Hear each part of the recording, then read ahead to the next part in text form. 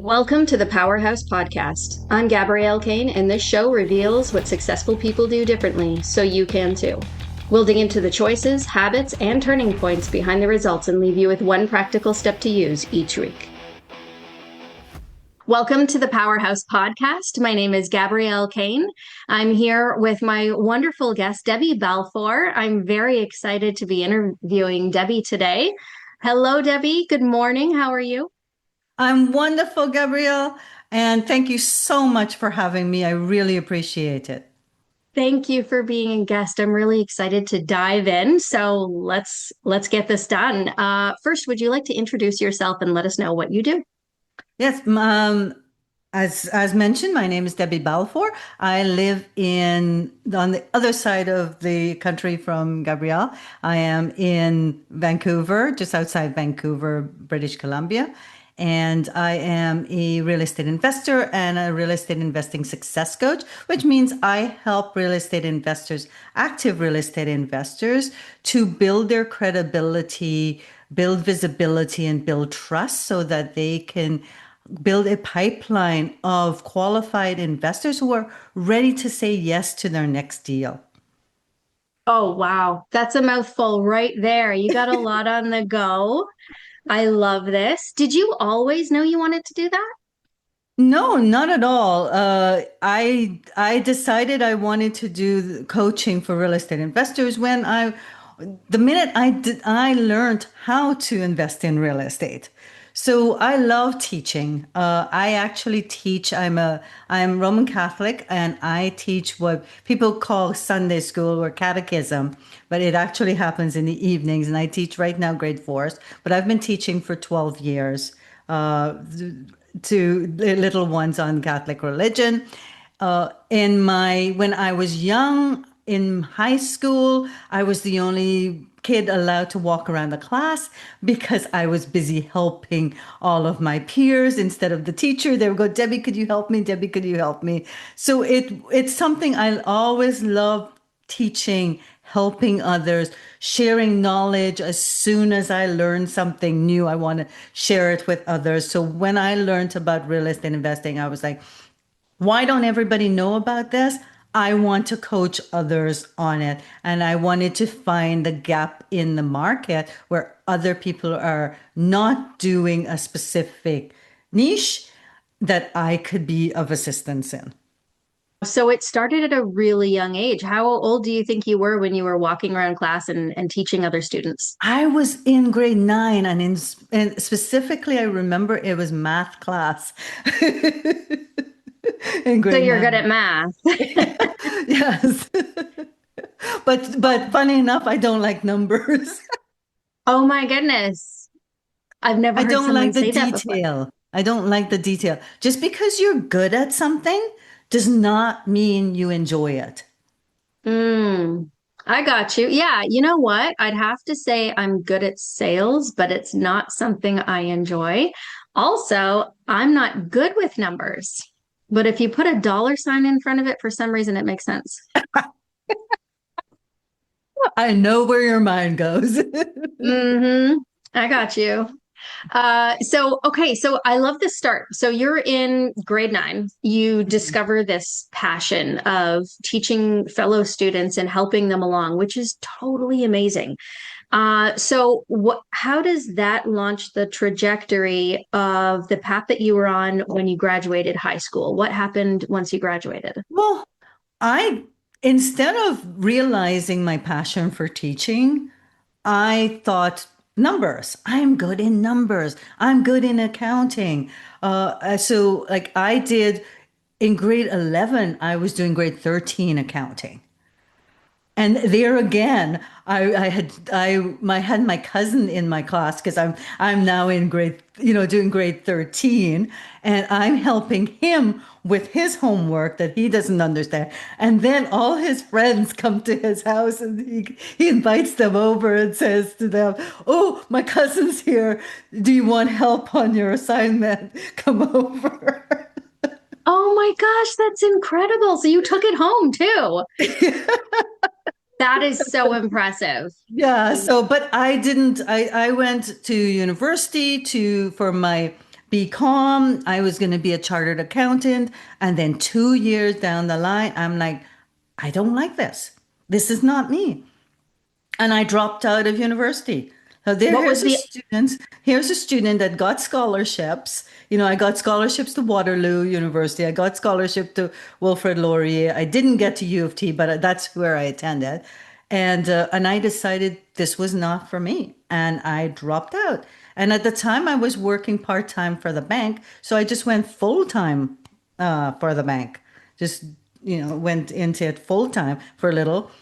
And again, I realized I didn't like the politics. I didn't like if you're chummy with me, then I'm going to help promote you. That was not me. So, and I had this dream of working on a cruise ship. yes. Back then, there was no internet, right?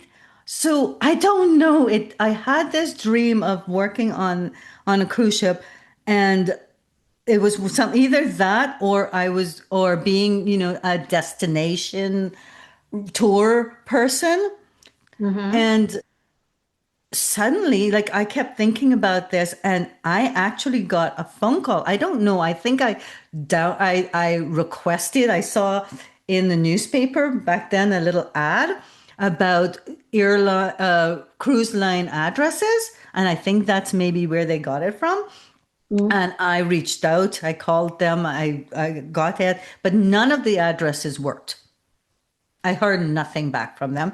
But then out of the blue, I got the phone call from this company in Florida asking me if I was interested in learning how to get onto cruise ships, and if I was, and that they would promise me that they would actually get me into interviews within a month. So it was only a month course, and they would get me into interviews with specific cruise lines. But I would have to come down there, live there for a month, take the course, and then I would be able to apply and maybe go on to ships right from there. So I said, yes, I'm in. I'm in right now. You got me excited. I want to do this. So yeah, I'm like, yeah, I'm in. And I paid for it. I set a time, I think a few months into the future where I was going to join their next cohort. And I worked my butt off. I worked for the bank, and then I went after work to waitress in the evenings and on the weekends, and to get enough money to be able to have money to live, to pay for the course, and to even further outside that 1 month in case I didn't get on a cruise ship right away. You're really But good at planning. I like where your head's at. You're so young. And yet you're like, okay, so I need to make this much in order to live. And I need to, okay. I think a lot of people can relate to that. That's yeah, incredible. Okay. So how long did you have to waitress for before you were able to move down there for a month? 3 months. 3 months I did it for. Yeah. Nice. So I've got Okay. my bank job, and I've got my and then I have my, the waitressing, and the tips were great, especially when I did buffet on the weekends. So I used to come home with this, apron where I'd have all my money, my tips in, and would be so heavy, especially after the buffet, and I would like throw it out on the table, and my mom would get so excited helping me count it. Oh, I love that. I can totally picture that happening. How exciting, the adrenaline rush of how many bills I Yeah. bet. Yeah.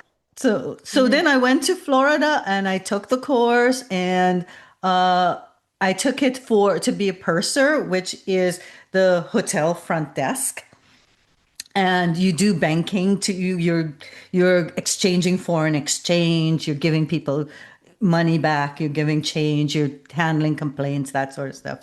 So I took the course to be a purser because it followed what I was just doing in the bank.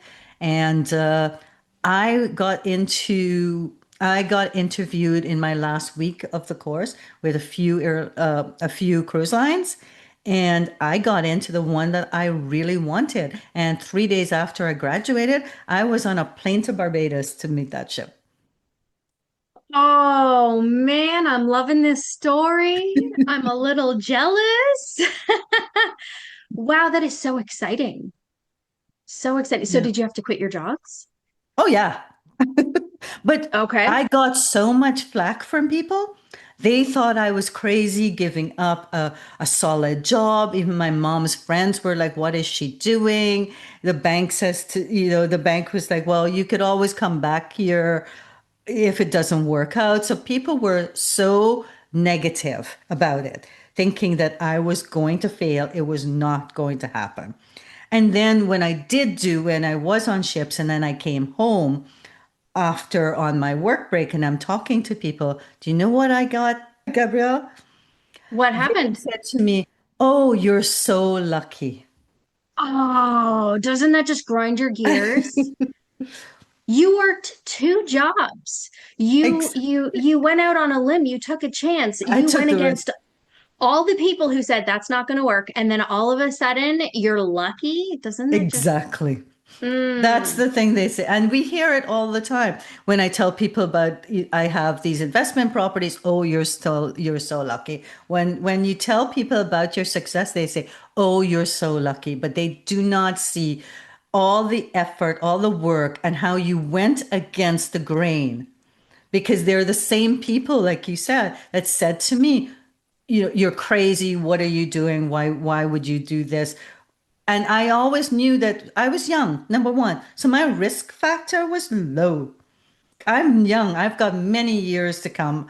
I was living with my parents, and my mom and dad were always there for me. So I always knew that this didn't work out, I could come home. I think that that's amazing. And I love that you had gone after your dreams and you didn't listen to all the people with that negative talk. Continue with your story. I'm enthralled. If I was to write everything I've done in my life on a CV, there wouldn't be enough pages. It would just be a book. So worked on cruise ships for, I think it was about 2 years when I met a guy. He also worked on cruise ships. It was difficult for us to be on different ships. So I decided to sacrifice because he was a navigation officer. Right? So he drove the ship. So I left and I came back home. At that time, I was living in Toronto, and I came back home and I decided, okay, I'm going to go back to school. Now I know that I love the travel, the tourism. So I took travel and tourism, and then I worked for a small airport in Oshawa called Skycraft. I think they're gone, way gone now. But I did everything. I did like security, I did check-in, I took the reservations, I walked them to the plane. So I would do that from early in the morning from like 5 a.m. To 1 or something like that. And then I did go back to the bank. I worked for the bank on the evening, and I was doing this for a little while. So hard work is not something it's foreign to me. So yeah, so I would work two jobs, and but it was getting tiring. So I met one of the ladies that I worked with at the airline.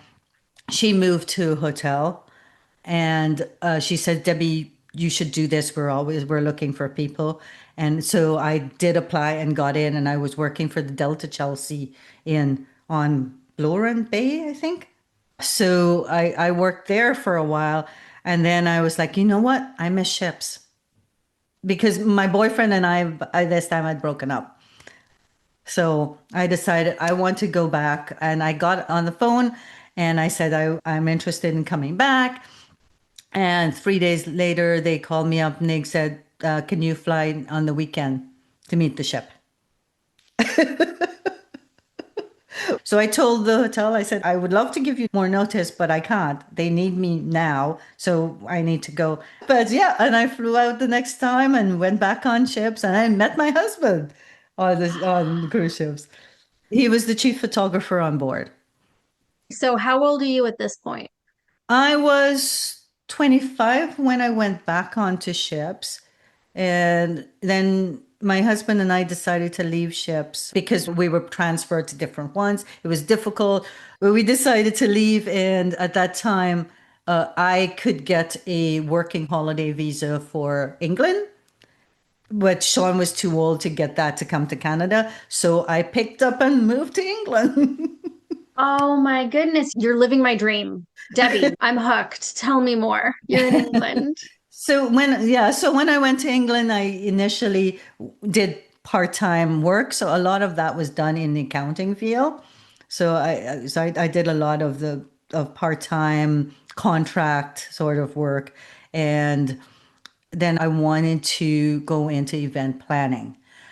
And here's a lesson learned for me and for others. So I really want to go into event planning because it was something that I did on the ships. So one of the roles that I played on the ships were to, when groups came on board, when we had weddings on board, when we had school trips, when we had any of those things, I would arrange it once they were on board. I would work with the chefs to plan out the menus. I would find where on the ship to set it up. I would do all of that. So I really enjoyed that. So I thought this is something I really want to go into. So I went to an agency to help me with that.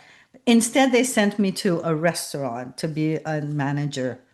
And I took it, right? Which was in hindsight afterwards, I was like, this was not what I wanted. I should have just waited and found what I really wanted, which was event planning. But they were like, this would be great. This gives you that step. At least you've seen this side. You know how that part works. And I got convinced that way to downgrade my dreams. That only lasted, I think I lasted there 6 months. I was like, no, I'm not doing this. I don't want to do this. So there was this building right near my home that I walked by all the time to go shopping. And it was a travel agency, but it was the head office. So I would walk by and I would say to my husband, you know what? I really would like to work there. And so one day in the newspaper, I saw it came up that they were looking for someone in the foreign exchange department. And I was like, I'm going to apply for this. I want to learn it. This would be great. It's 6 minutes walk from my home instead of driving, 15 minutes in or more in traffic. So I applied. I went for the interview, and they were like, "Well, you got the position, but we have this other position that's even better. That we think you're going to get bored with just being a clerk here. So we have more of a managerial position here that's working with the systems, and we figure that so." This person's just say announce they're retiring. Would you like that? And I'm like, sure. I, Now, do we say you're lucky? 6 minute walk, managerial role, dream job. yes, I just wanted to get out of the waitressing. I was an assistant manager for a fine dining restaurant. Yeah, no, this Yes. is fantastic. I love the timing and how that worked, right? I'm a Yes, strong believer that when you follow your path, you whatever is meant for you will never pass you by. And even if you took a slight little detour for 6 months, maybe it was necessary in order for you to be ready for that role and to see it when it was available. Because had you taken something else instead of that restaurant role, right? Then maybe you wouldn't have seen that opportunity at that time. exactly. Because this Yeah. leads me into actually a 25-year career, actually. So I took the position, and it was at that time they were changing all their systems. So I was responsible for all the people using these systems and make sure that they're maintained and reaching out to vendors when things were broken. But they were switching over many of their computer systems. And I love that. So that's why they wanted me on this, because I had told them in the interview that when I worked on ships, I was teaching myself all these computer programs. So I was working directly with the IT team on doing user acceptance testing, like testing it, but they didn't even have a software tester. They would just write it and give it to me, and I would test it to say this doesn't work functionally, but also I would test it from this doesn't work for us. It doesn't make sense to go here and then there. So I did that for a year, and then Y2K came along. Mm. where systems were all being changed. And in the company, they were looking for a software tester. So I went to my boss and I said, "See this posting? I would love it." And he says, "You're bored, aren't you?" So he totally got it. And he spoke to the IT manager, and between the two of them, I got transferred into IT Mm. to work on all the testing for Y2K programs for that year. And I ended up in IT. That's how I got into IT. No computer science degree, That's but incredible. I was in IT for 25 years after that. Okay, Different so roles. what is it that you love about IT? What made you gravitate in that direction and pivot from where you were at and then take a different path? I love solving problems. And I love the fact in IT that you're constantly doing new projects. There's something new, there's something new, there's something new. I don't like doing the same thing over and over. I could never work in a factory. You and I are so similar. I can relate so much to you. At that time, we decided that we were going to move to Canada. Where I was going to come back home. I was on a 5.5 year trajectory, anyways, in England. I didn't plan to stay there. I just had to convince my husband to move. So one day I brought home MLS listings and said, "See this? This is what we could get in Canada, a home." Mm. And it was not in Toronto. He had no desire to move to Toronto. So it was in Vancouver. We had a baby by this time, and he says, "Okay, let's do it." So as we were getting close to getting his permanent residence, my workplace decided to move. I was just outside London and they were moving the head office to Manchester. And we had no desire to move to Manchester. So they were giving me a payout. At the same time, I was planning to leave anyways. Excellent timing. Yeah. So you get this awesome payout, you get the ticket out without, burning bridges or having Mhm. to make that decision. You're like, okay, this is what I want. And all the pieces happen to fall in place. Yeah. Yeah. Okay, so you go through the process, you come back to Canada, but you go to the other side. Yes. You're on the West Coast now.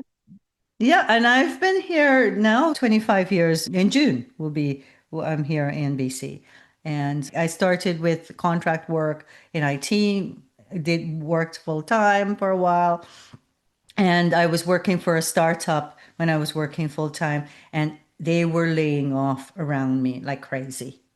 Mm. Right?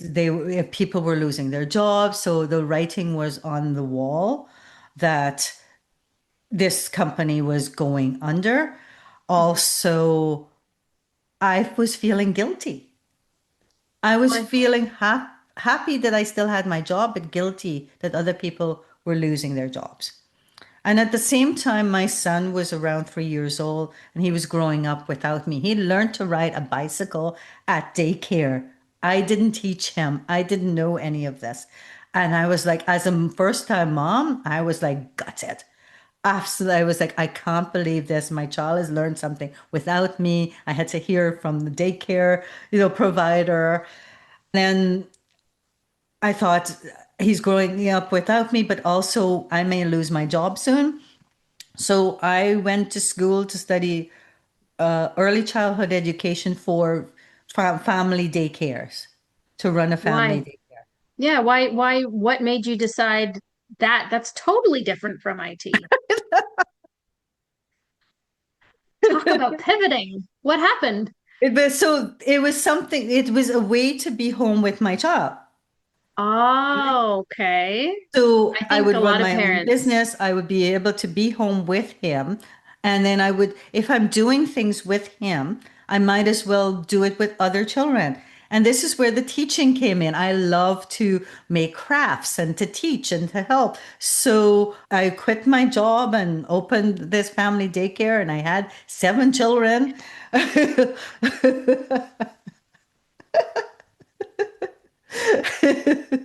Okay, so now you got 7 kids at home. Yes. You get to spend time with your son, which is priceless. So many people Yes, can relate to which that. is great. But at the same time, my work that I quit said, Debbie, we haven't been able to replace you. There's no one that can do the work the way you've done it. Would you consider doing this on a contract basis remotely? We'll send you the work and you do it. And I'm like, okay, well, as long as I said I will need to set out times. I can't take on everything. I will tell you what I can take, when I'm going to deliver it by, and we work that way. And they said, okay. So I worked evenings after the kids went home, and I worked weekends. And I was even, when I was giving birth to my second child, I was supposed to be on a call with someone that day working. I just sat down at the computer to get when all the pain started. And I called him from the, I called the guy that I was supposed to work with from the hospital bed going, I just gave birth to a baby. So I won't be able to meet you today, but maybe in a Oh, few days. in a few days. Oh, good gosh. You are in, I know I said it, you're incredible, but dude, you gave birth and you're like, I'm sorry, I'm a little preoccupied today. I got something cooking. You are unstoppable. You are a force to be reckoned with. Okay. So now you have 2 babies. Yep. Yep. And so, okay, hang on. I'm trying to wrap my head around this. So you have your son who's probably about 4, maybe 5 at this But time. And yeah, he was like 4.5 by then. Yeah. There's a okay, like a almost a 5 year gap between them. beautiful. Okay. And then you give birth to your second, but because you're working from home and you're taking care of other kids, did you decide to continue doing the daycare thing as well? Yeah, I had him, I had a baby. I only closed the daycare for 2 weeks and then I reopened because I wasn't getting maternity leave. I wasn't getting paid from the government because I had a business, which I don't Mm, think is actually fair, right? If you're employed, the government will give you unemployment benefits and for maternity leave, but if you have your own business, you don't get anything. So I had to get back to like work right away. I had to open my daycare right away and so yeah, so now I have 2 kids, daycare, and I'm still doing the part-time contracting to do as a software tester. So I worked for TELUS for 16 years. And what I loved about doing it too is with a big corporation was again that fact that I got bored easily. So I would change roles, I would change projects. I went from being a software, senior software quality assurance analyst or something like that was called, to being a technology architect, and then I moved into being a risk management quality and risk manager, and then I moved into being doing process improvements, which is the solving problems. So I became a lean IT leader. So using the Toyota principles for lean of process improvement, we applied that to IT, and I did that for a while, and then I got back into actually whenever I was in all the roles that I was in, I would find improvements to do. I would start writing documentation where the documentation didn't exist, and I would train up, show other people how to do things better. All right. So this was like a natural progression. And of course, in the process improvement role, I was also part of change management of implementing changes of new processes. You need to train others. So I would be conducting training, group training virtually, and then also going from city to city. Sometimes I would fly into Calgary and Edmonton and some of these cities to conduct training to do with those processes. So yeah. I love that you're in your element and you're still following your passion. You're still following training and teaching people things. Something that I think a lot of people not only can relate to that, but How do you communicate when you're working for someone else and you say, this is my passion, this is what I want to do?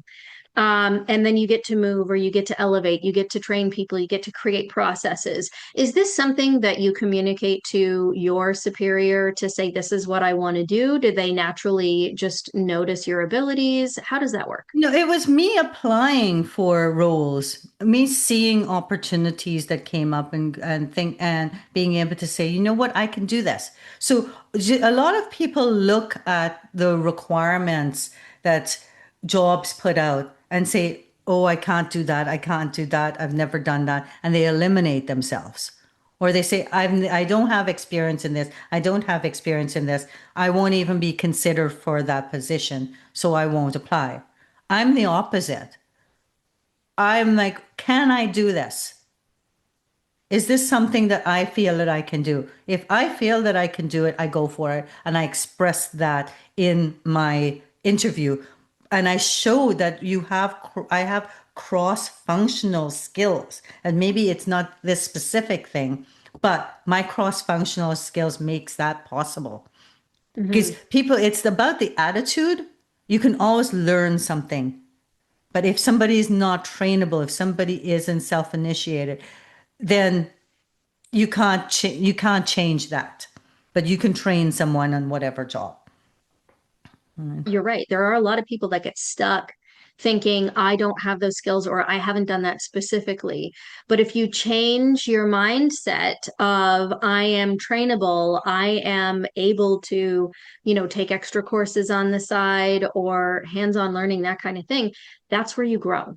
That's where you develop new skills and you get to get out of your comfort zone and something bigger and better and more in the direction of your goals. Definitely. And that's what I, as a coach, say to my clients all the time when I see new real estate investors and they say, but Debbie, I haven't done that before. Debbie, I haven't done that before in real estate. I say, let's look at your skills in your job. Let's look at Mhm. your skills at home. Let's look at your volunteering skills. You've got, as maybe in volunteering, you've got like project management things that you do. There are all these transferable skills that transfers into real estate. So understanding what they're good at, what skills they have, that's what they need to then apply to what it is they want to do. And then the rest is trainable. But you can, like, what do I need to learn? And then what skills do I actually have? And remember what I said about at the beginning about just because you're good at something doesn't mean you enjoy it. Mhm. So that's another part I always tell people. Just because you're good at something, is that what you really want to do? Like now, this is your opportunity as an entrepreneur to choose what you really want to do. I don't believe in that concept that people talk about where in at work they ask, well, what are your weaknesses? Okay, let's work on that. Your weaknesses will always be your weaknesses. It's you. You don't like it. You're not good at it. Why are we focusing on that? Let's accentuate the things you're really good at and let's do that and get somebody else to do your weaknesses. Oh, yes. I can hear the passion in your voice when you're saying that. And I love that you said that because we all suffer from that. I'm going to say there's so many people out there that are like, oh, well, I'm not good at numbers but I'm really good at sales. So now I need to focus on math and math. But I'm like, my Hire the brain, accountant, hire a bookkeeper. exactly. Put the team around you to do the things that you can't and do what you're passionate about. Because as Yes. soon as you're doing what you're passionate about, you're no longer working. Yes. You're living your passion. Yes, Definitely. I love this. Okay, so sorry, we got off track for a second. So you're doing IT, TELUS, Yeah, so and I was in you're IT when I first came back to Canada, from England. I worked for TELUS in a contract position. But at that time, as a software tester, they weren't hiring people as full-time positions. They were hiring projects from to project. So I couldn't live like that. So then I went to this startup and worked for them full-time.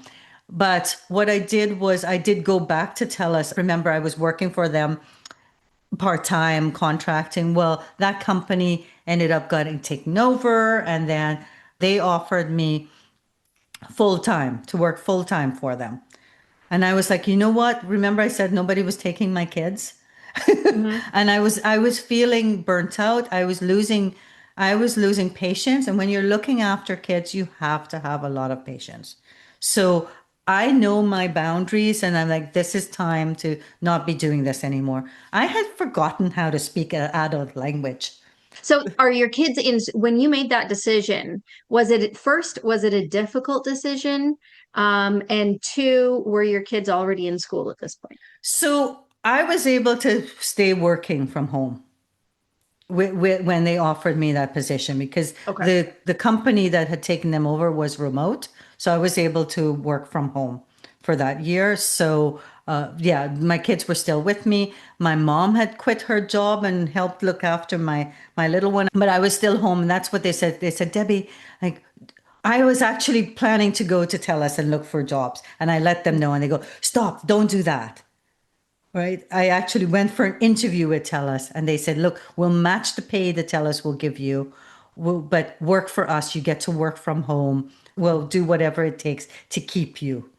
So Mm, I turned down the job with TELUS, and it was actually at that time there was a lot massive strikes. There was a walkout. So it wasn't the ideal situation anyways going into TELUS as a new employee.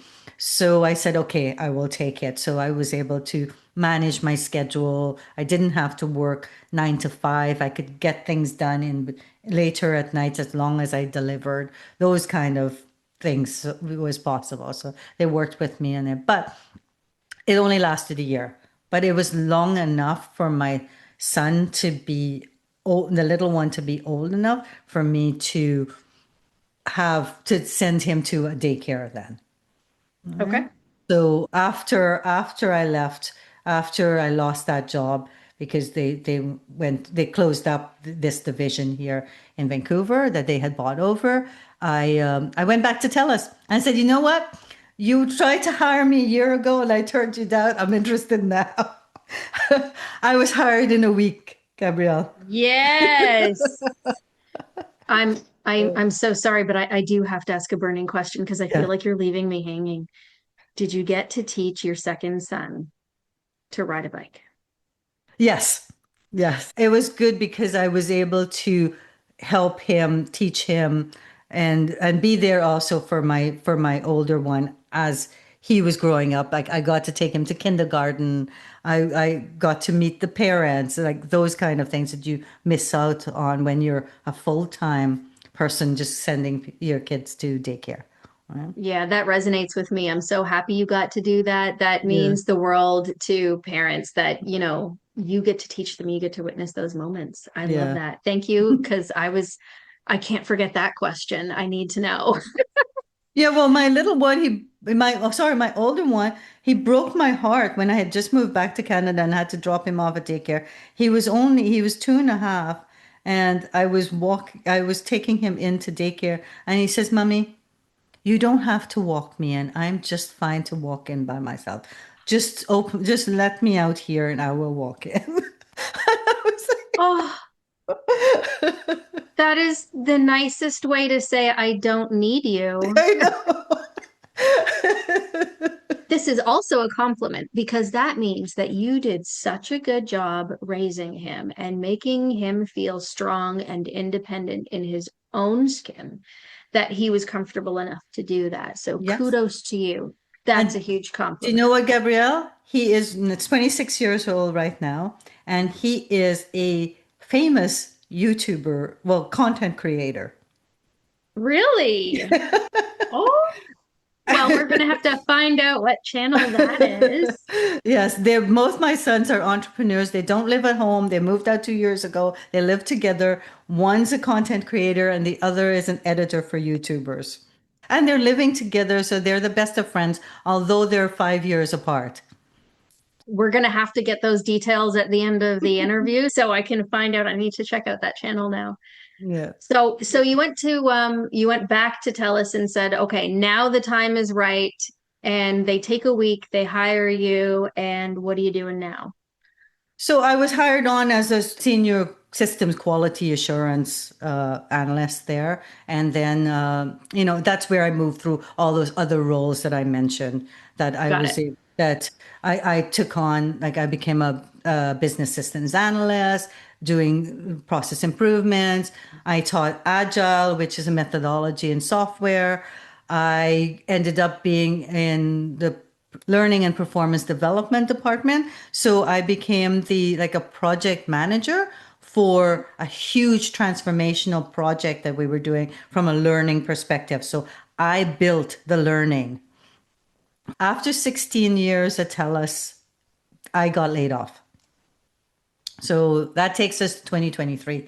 And this happened 2 months after I had just lost my house in a fire. So we lost everything. Oh. So this is the heartbreaking thing is that you've dedicated your life to growing and expanding and pushing yourself out your comfort zone and learning all these new skills and then saying, okay, well, I need to adapt because, I have children and now I got to do, but these things are still going to happen that are out of your control. Yep. And you get laid off. That's out of your control. You're dedicated to a company for 16 years and you get laid off. And then your house fire? Yeah. My So this happened. goodness. So they knew that I had just lost my home in a fire. And like corporations, they're heartless. They are heartless. They knew that I had just lost, and still I got laid off, right? Because I wasn't in a strategic role at that time. But 3 years before this happened, I started investing in real estate. I was 50, and 50 for me, I have no problem. I'm 57 right now. So the age is not a thing that I like want to hide my age or anything like that. And I never worried about it, but something happened when I was 50 from a financial perspective. I looked at where I was and I thought, I have 15 years to work. And the first part is like, oh my gosh, when I looked at what I had no savings and very little in, just some RSPs that I was putting away. And so I looked at it and I thought, I'm going to be poor when I retire. And that's not the life I want to live. I love to travel. Like we travel, have a big holiday every year. I've always taken my kids were on flights from like 6 months. We were traveling. So we always travel. And that was I wanted more of that when I retire. And I'm like, how can I achieve that? I will be living in a trailer park if I continue at this rate because I spent all my money on my kids. So there was no savings. They went to public school for elementary, but they went to private school, to the Catholic school for when they were in high school. Right? They had soccer, they had hockey, they had martial arts, they had skating, they had swimming. And so that means that you don't have any money left. There's no savings sitting there. So I thought, I've got to do something about this. And at the same time, I'm like, I still have 15 years to work. I don't know if I could do this. So I've learned about real estate investing, loved it, thought, why didn't anybody tell me about this before? Why isn't this education part of the school system? So we learn financial education about investing, about what we could do, about credit scores, about all those kind of things. And that was when I decided at that time, yes, this is what I love this. This is what I really want to do. But at the same time, I want to teach other people. And that's when that coaching idea came to mind, but I was just learning, right? So I couldn't start coaching yet. So I was like, when I have enough experience, I want to be coaching on this. Mm. So yeah, so 3 years before, and within that first year, I felt like I had to catch up on all those years that I hadn't known about real estate investing. There was a financial partner on a property in Barrie, and then I purchased a fourplex in Calgary, brand new. And that was in the middle of COVID. I actually tenanted in April, just as lockdowns had just started. Hmm. And then I purchased later that year, I purchased a condo in August. I purchased a condo in Abbotsford, BC, did a burr on it, rented it out. That went great. Added a room to it. that increased the value of the market value of the condo, but also increased the rent on there. And then I was like, oh, this went so great. I did another one in the same building from the same seller.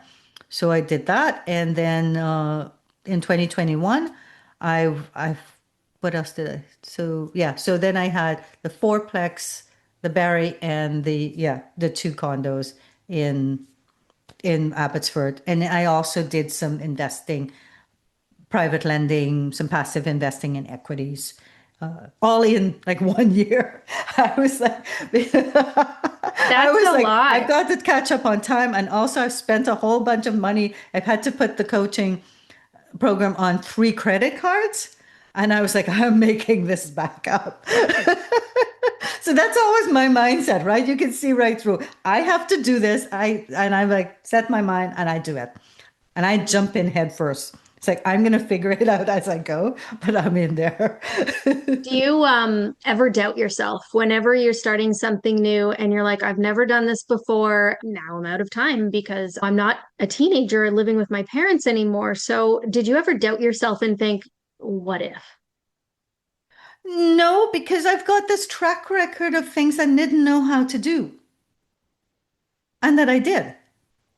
And my biggest thing is I prefer to try and fail than have all the what ifs. So if something comes to mind, I want to try it. Like I decided, oh, I want to do Amazon FBA.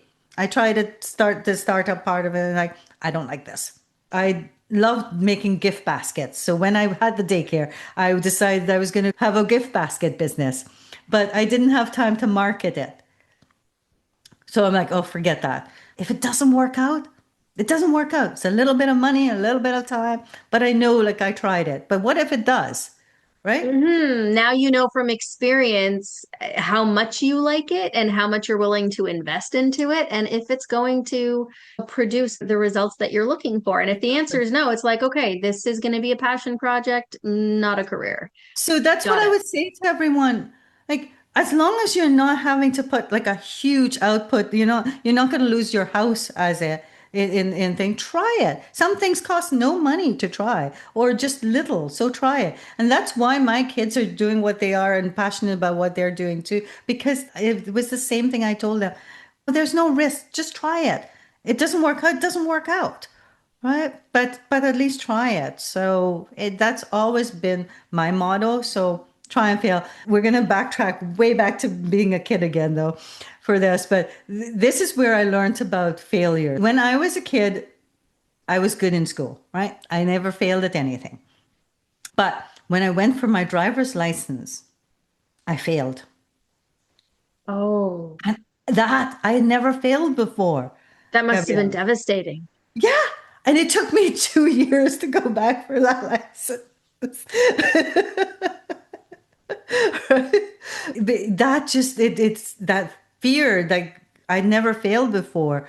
And that's why we want to show our kids from young that it's okay to fail as long as you learn from it. Get back up. When I raised my kids, they would fall. And I was, as long as there was no blood, I was like, oh, any blood? Oh, brush off. Up you go. Even if there was blood, it was just a scrape. Oh, we'll put a band-aid on that, right? Yep. But to just say that as long as it's not going to lose you your home, it's not going to lose your life. Like try it. What does it hurt? I've tried a whole bunch of little things in between, but real estate stuck.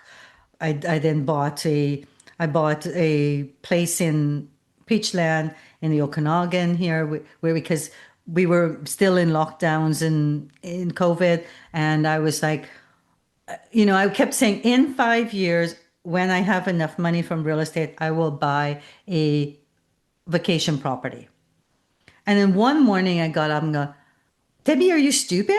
This is like, why are you saying in 5 years? This is what you do. Why not make it your investment? Buy it, rent it, do short-term rentals, make that one of your strategies, and then you get to go there whenever you want. Look at you thinking outside the box. And then I manifested, then I started thinking, what does this place would look like? And it was more the view. I wanted like a beautiful panoramic view of the Okanagan Lake. So I started looking at properties, and then my realtor took me to, like, I said, can you check out this property for me? So it's like 3 hours away. So I'm not going there to see it. So she FaceTimes me and I see the view. And I'm like, that's the view. That's the view. So like I'm telling you, that was not a numbers. That was definitely an emotional decision on that one. It was to be a, possible retirement home for my husband and I. So, and then I had a job at the time. So it wasn't a problem if it was vacant because we had enough income to pay for that. And we had rental properties that was looking after itself. So I purchased that. I did a big reno on it. I spent 140K, made it really look nice because it was ugly, ugly. But that's what I like to do. I like to turn ugly things into something beautiful. So I made it this place. And, I have 5-star reviews on Airbnb for this place. So, and then I love the Okanagan, and I decided the following year to buy 2 more properties in the Okanagan and in Penticton. And so within those like 3 years, I had bought like all of those places. But I sold the one in Calgary because I had bought it sight unseen and I sold it sight unseen because I realized something about myself.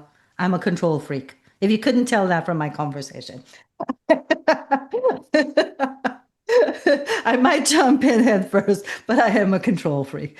So Mm. having that so far away from me and we couldn't just pick up and fly as we wanted because of all the restrictions, and I was working full time doing this. So I decided to sell the Calgary properties, and that's how I bought the Penticton ones there. So yes, that's how I built my portfolio. And I've stopped now there because after that, things have happened. Like in 2023, a lot of things happened that changed the trajectory, like changed everything. So I had lost my house in the fire, and we lost everything in that. So I had to rebuild the home. 2 months later, I lost a job. Then BC decided to put restrictions on short-term rentals, that you couldn't you couldn't have short-term rentals if it wasn't your primary residence.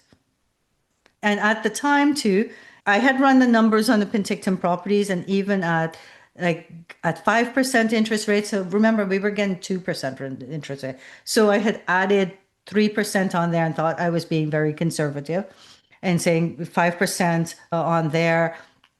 Everything, like I ran it for both long-term and short-term, and it had worked. But then everything changed. Can't do short-term rentals anymore. The interest rates have gone up. Inflation has happened. Everything's more expensive. And now that those properties don't work for long-term rentals. So Mm. especially not on furnished. I decided, okay, Debbie, there are a few exits you have here. I still had a window where BC had announced that we would be stopping the short-term rentals. I had a window there to try different things. So I had the short-term rentals running. And then I also decided to try to sell the property. And then the other one was try to rent it out furnished. Well, selling didn't work because the market had gone down. There were brand new places selling for the same prices. And then, interest rates and all these things happening. People weren't buying. People were no longer looking to invest. They were too scared. So it slowed right down. So that didn't pan out. And same thing with the furnished rental. People weren't looking for it for long-term furnished rentals. So I thought, I've got to do something else. So I thought, okay, at the same time now I'm trying 2 ads. I've got long-term furnished, and I decided co-living. So co-living is renting out the rooms. It's like student rental. I could have students in there, or I can have adults in there that will long-term. Or so the rules here in BC is 90-day plus is considered long-term now. So I put it up for 90-day plus rentals for the room. Bring your suitcase because it's set up as an Airbnb. So everything's there. They just have to bring their suitcase. And within just posting it within the first 12 hours of posting it, I already had 10 inquiries on that. Wow. Yeah. And so I posted it in January. I had people moving in February. I had one of the homes with three bedrooms full, and the other one, another bedroom filled within like a month of doing that. Oh, So that's so incredible. it's an co-living is an option for, and I realize it's an option for affordable housing because why did this attract them? It's because they couldn't find a one bedroom condo for the price of what they're getting for the room. And the room, it's not just the room, they get to share, a living room, a kitchen, the bathroom. So they're sharing those things, but I'm equipping it with them too. So they're getting their sheets, they're getting their towels, they're getting like it's small appliances, everything. So they don't have to worry about now furnishing a one bedroom apartment. So Hmm. if you're okay with living with other people, then this is an option. And by doing this, now it's higher than the furnished rental that I was trying to get. So I've had the one of the ladies, she's been in there since 2023 and she doesn't plan on leaving. She loves it. She says, "This is my home, Debbie, and I'm going to take care of it." So she's like the den mom. Like she is on top of things. That place is anytime anybody I want to show a room to, she never has to go, "Oh, I'm going to run home and clean it." It's always perfect. Right. So she just takes care of it like it's our own home. And she says, "I love you, Debbie. You took a chance on me. And you're like, I'm not going to find another landlord like you. So I'm looking after your place and I'm going to help you." So yeah. I But love that. And that also speaks volumes about who you are as a person and making sure that you take care of your tenants, right? And then you can teach them from experience and say, hey, this whatever it is that you're going for, a long-term, mid-term, short-term student, whatever, now you have all these extra tools that you can add. It's oh that yeah. value add. I love this. So, okay, so what year are we in when you're doing this? So 2023 was when I started, and Mhm. yeah. And at the same time, Peachland was exempt from the BC rule because it said any towns that are under 10,000 Mhm. they could continue the short-term rentals. Well, Peachland decided to put in their own rules and make it 30-day plus. So I've had to change that to a 30-day plus, and that's the home that with the view that is going, was our vacation home. But so right now, Gabrielle, I am actually I've had to, which hurts my heart, but I'm over it. I'm thinking because that home has been vacant, to be transparent, since the end of August. So I wasn't having a problem filling it for a while there. But again, with cost of gas and all these things have now affected it. So even the 30-day rental, I'm not getting it because I used to get contractors, people traveling that needed a place to stay. So I was okay there. But as of last August, the end of last August, it's been empty. So I've Mm. put it up for sale. I don't know if I'm going to get it sold. I have a property manager now that I'm hiring because she's going to give me.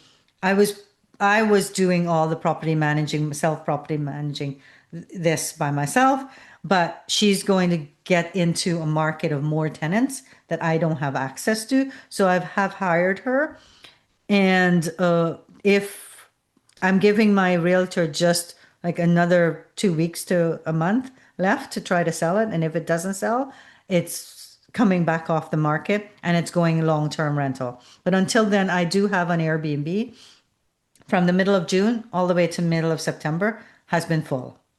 So the Mm. summer period, I've got people coming. And then I will turn it into a long term rental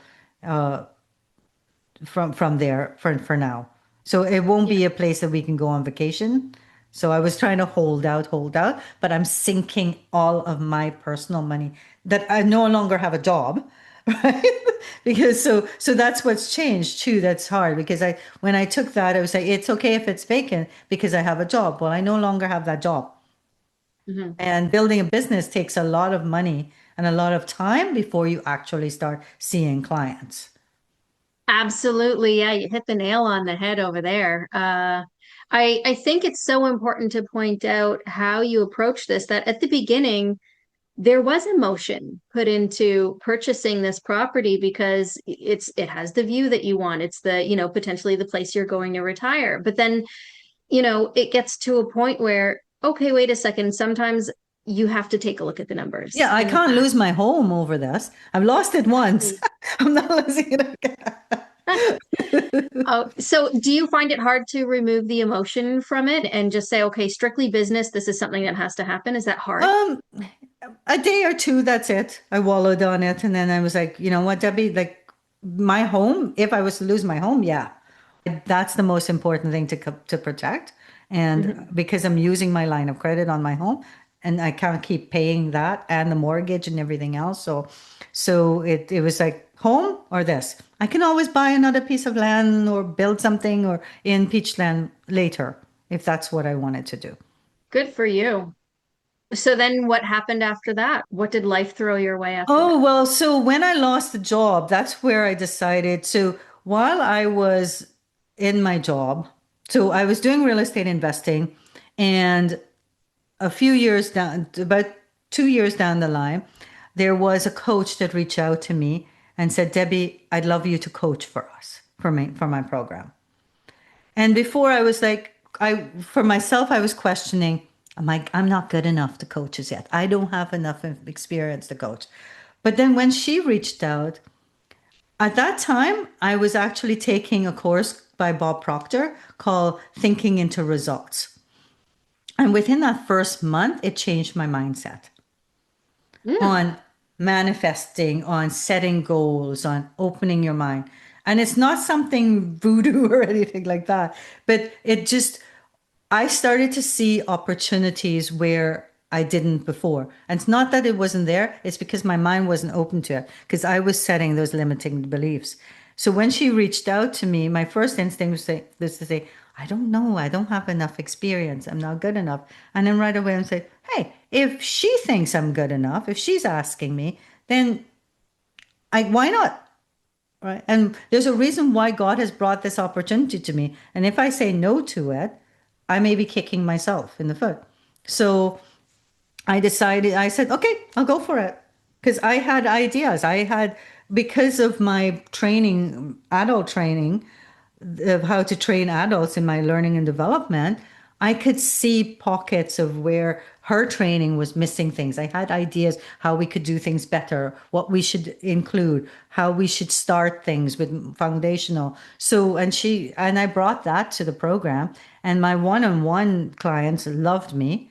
They paid her, but they didn't learn anything from her. Everything was from me. Right. So it was more like it was my program than hers. That was a good experience to say, yes, I love the coaching. I can do this. So I started my own, I got a business coach that taught coaches how to start their business. And I started doing that. And that was like 3 months prior to, it was in March. And then I got laid off in August. So I had this blank slate now. again?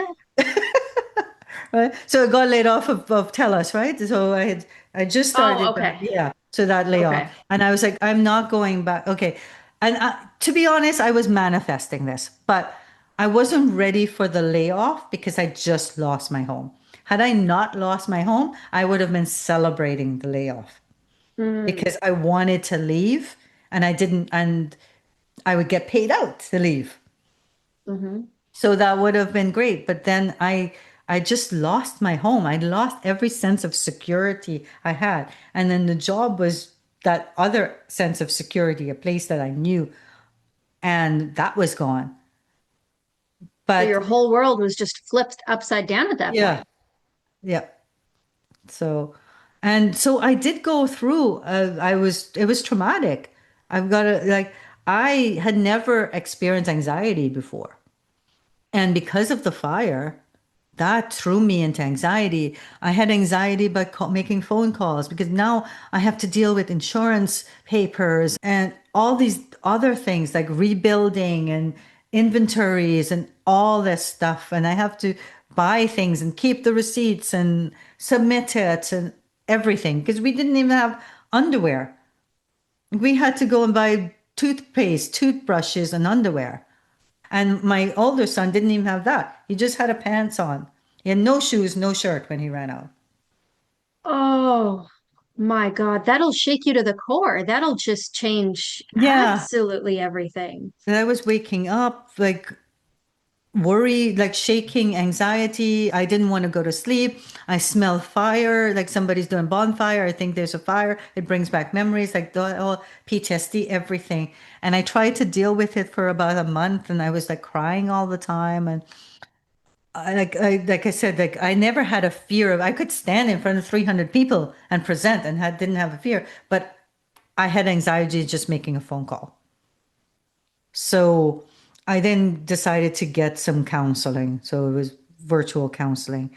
And that a counselor said to me, because I'm really hard on myself because I'm a very positive person. So me feeling this way, me feeling depressed, me feeling not positive was making me more depressed. I was depressed that I was depressed. And I said to her, I said, this isn't me. Like, this isn't me. Like, why am I like this? And she says, Debbie, this is you. This is Debbie with a trauma. So stop being so hard on yourself. You have to deal with this and you're dealing with it very well. So don't put that pressure on yourself. This is you with a trauma. Yeah, this is Debbie reacting to these circumstances. Yeah.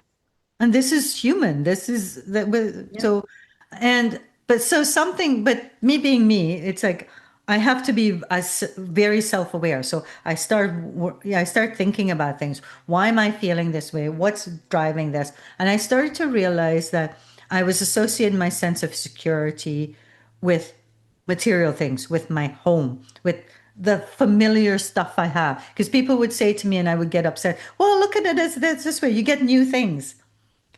Right? And I would get upset that it's like, but I liked my old things, right? Those things had memories with it. Those things, like now I have to go, and it's all the work to find the new things. But I was associating it with security. So when I realized that, and I stepped back, and I thought, we're safe. My family is safe. We can rebuild. We're together. That's the sense of security was that the community that came out to help me, like our real estate investing community, like so many people came together that knew me just from Zoom calls, that maybe knew me from my posts that I've put out there. So luckily, as soon as I got involved in real estate, I was very vocal. Like right away, I wanted to learn from other people, then I wanted to teach other people. So I would invite people to tell me about their market that they're in and why it's so good because I wanted to learn. Like, how do I learn about these markets? Well, why not ask the people that are in the market? So I would have them on a call and I would say, you know what? I have you on a call. Do you mind if I invite other people? So I would invite other people to the call and I would also broadcast it. I would say, do you mind if we put it out there? Because now I'm giving them back something because now I'm sharing their knowledge with other people and what deals they have. So from the beginning in the community, I was always giving value, giving value, giving value. So when everybody found out what had happened, one of my friends that I met through real estate investing, she started a GoFundMe. And within 2 weeks, it raised $20,000. So I look at this, yes, it was traumatic, but I always look at this, what can I learn from everything that happens in my life? So these were things that I took away. I eventually got over the anxiety. It didn't take me as long. Yeah, that's understandable. It's once again one of those things that happened that was beyond your control.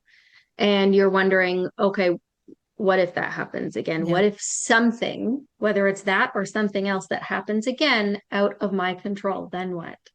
And I think that that's human nature. That's your survival, just making sure, okay, I got to get up, I got to make sure we're all safe and I'm aware.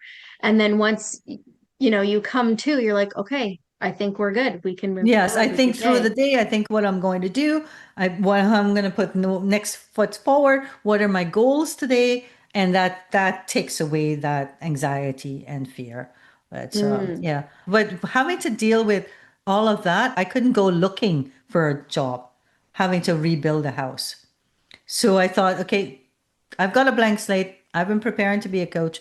That's the direction I'm going to go. So I'm going to take this money that I got from as my buyout and I'm going to put it towards my coaching business. I'm going to educate myself more. I'm going to work on this. And that's what I've been doing. And there are times like I'm not getting enough clients to sustain what I'm doing, but I'm like, you know what? Do you want to go back to work, Debbie? Is there any desire? No, there's zero desire to go back there and work for someone else. So there's no other choice. So I'm going to keep building this business. And I did pivot. I initially started with I'm going to help people with their strategies. And I found that there are too many people teaching with celebrity status, etc., with lots of money to throw teaching real estate. But what they weren't teaching was how to help people understand what was the right strategy for them and teach them that strategy instead of the drink from the fire hose. But I couldn't market that and get people to understand how I differentiated myself properly. So I stepped back again and I thought, what do I do well? And what have I done well? I've been able to raise capital without even going out and pitching or anything like that, just from relationships, just from talking to people. So, and what am I seeing out there? I'm seeing people that are losing deals. They'll work their butts off, get these great deals that might be amazing deals, but they lose the deals because they don't have capital partners lined up because they wait until they get the deal and then they look for the partners. All That's a right. big question. A lot of people don't know which one do I do first? Do I do it at the same time? I'm confused. So you guide them through that process. Yeah, so what it is, and it starts like even as a brand new real estate investor. Now I don't, I've decided I can't mix and teach everything. So my thing is you have to have learned about real estate investing. Mhm. Even if you're new at it, you've learned about all the strategies, etc. Because what I teach is how to build, which I did really well, how to build that visibility, how to build that credibility, how to build that trust so that you then create a pipeline of people that already know you and trust you and know what you're doing and they're ready to invest when you get the deal because the best time to actually get people invested in you is when you don't have anything because now you're not desperate. Now you're not pitching numbers at them. Now you're not pitching anything. You're just building that relationship. You're telling them they learn what it is you do, what market you're in, what kind of returns you look for. They learn that, and that's what I teach how to do that through social media, through emails, through conversations, so Mhm. that they have those people. And then when the opportunity does come, they just go to those people. They don't have to plaster on social media, which makes them look desperate, but also puts them in problems with Securities Commission that they're Exactly. looking for investors. They don't have to do that. They go to their people that they already have and say, you know what, we had this conversation before. You seemed a bit interested in, you seemed that you might be interested. You did say that you had some money. Do you still have that money? Is this something? And now you can talk numbers because they know what you've done because you've shared it through social media. You've shared it through conversations about why that market is good and why you're doing what you're doing and how do you do your due diligence and all these things. So it's not a surprise when you do have that. It's just this natural progression to, okay, let's talk about this deal now. Instead of going to people and go, I have this deal, do you want to invest? And then like, no, no, no, no, no, like go away from me. Sometimes, yeah, that can be I don't know, that can be a fear is that, okay, you're coming to me for money, Yeah, you need exactly. money. You're coming from a place of desperation. So instantly they'll have the walls up, right? But if Mhm. you've taken the time to network and build those relationships and that level of trust, it kind of puts you on a different level where people are, maybe they'll come at it from a different perspective and say, hey, you know what? I love who you are. I love what you stand for. I love what you do. Let me know when you have an opportunity so Exactly. that then Yeah, I can exactly. invest, right? Yeah. And That's you build completely this turning it around. relationship. I describe it like this. You're walking down the street and this brand new red Ferrari, drives up, stops beside you, and the most gorgeous person you've ever met walks out and say, "Hey, you're exactly what I'm looking for. Will you marry me?" Uh-huh, that'll happen. Right? What would you say? Right? People think that's a joke, but real estate investors are doing this every day. They're messaging me on LinkedIn. I just accepted their connection, and they said, "I'd love to get on a call with you. I want to tell you about these deals I have." Yeah, I don't know you, so I don't care. Exactly. I'm not a passive investor. Just like somebody stopping me on the road and say, "I'd like to marry you." Well, I'm already married, right? Number one, you don't know if that person is rented the car, stole the car, right? Anything about that person, living out of the car, right? Fair So point. you never go in, most people, most normal people don't just like accept a marriage proposal with someone they just met. You need a dating period. This is the exact same thing about capital partners. You need a dating period. Mm, fair point. I really like that. I like how you created that vision and broke it down. It does make sense because when you go into business with someone, essentially you're marrying them Yes, for X amount of years because I mean, if you're doing it right, you have a lawyer, you have legal contracts, so on and so forth, and you are legally and financially married to that person until that project comes to fruition and completion. And you also have to have the faith that they know what they're doing, that you guys can work well together. I mean, maybe they do know what they're doing, but you guys just don't gel, right? You yeah, have to build that relationship to make exactly. You sure got to, that do we share the same values? Is it the type of communication that I Mhm. like? Is it the way, do they communicate the way that I like? When problems, when a problem comes along, which it will, can they recover? What will they do to get by it? Or are they just going to throw their hands up and go, "Okay, we can't do this. We're bankrupt now. We're out of here." Right? Those kind of things. So you Are need you to aligned? understand that. And that's what I teach my students to do, my clients to share the bad that's happened. And that's why I'm sharing with you all these things that I've learned, things that I didn't do right, even in my marriage. Well, not only that, but it also makes you relatable, right? It Yeah, makes you human. And it allows me to see how you handle real life situations when they come at you, exactly. which is going to happen in business. When this something comes up, some sort of a surprise, if it goes sideways, but how do you handle yourself? How do you conduct yourself and your business? And how do you handle your investors? Because I want to make sure you and I are on the same page. Exactly. Yeah. Yeah, we And represent each share other. that with others. And that's what I see all the time are people they'll find a place, put it on the conditional offer, and they share that post. Conditional offer. And then I don't hear anything about this place ever again. Or just close the deal. And what did they get? Congratulations, congratulations, congratulations. But nothing else. Because Mm-hmm. how did you get to that point? Share it with others. Why that market? Why did you close? What problems did you have in closing that deal?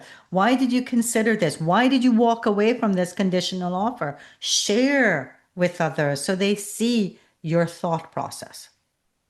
Yeah, you need that visual. You need to feel like you know that person. So you were working with someone at one point, and then you decided I've to had start your own three coaching. coaches, business coaches now, because I've done one, didn't work so well. I've implemented some of what she taught me, but it's still not seeing results. I got another one. They seem to be a bit better. Got another one. That was a big mistake. So I've thrown away. But I've had two coaches at the same time, contradictory. I can't do both at the time. So Yeah. that was a big mistake that I made. But One at a as a time. so if I am understanding you correctly, you are a coach, but you still seek coaching. It's kind of like Exactly. that does the doctor go to the doctor theory, right? Yes.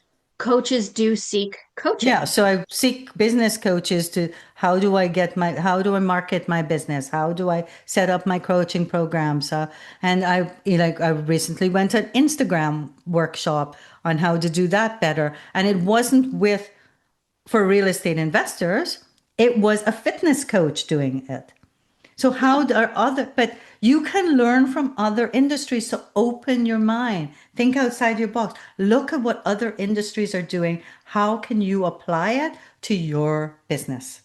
So do you have anything else going on? So I have And a Let's Talk Real Estate Investing podcast because again, it's what I teach.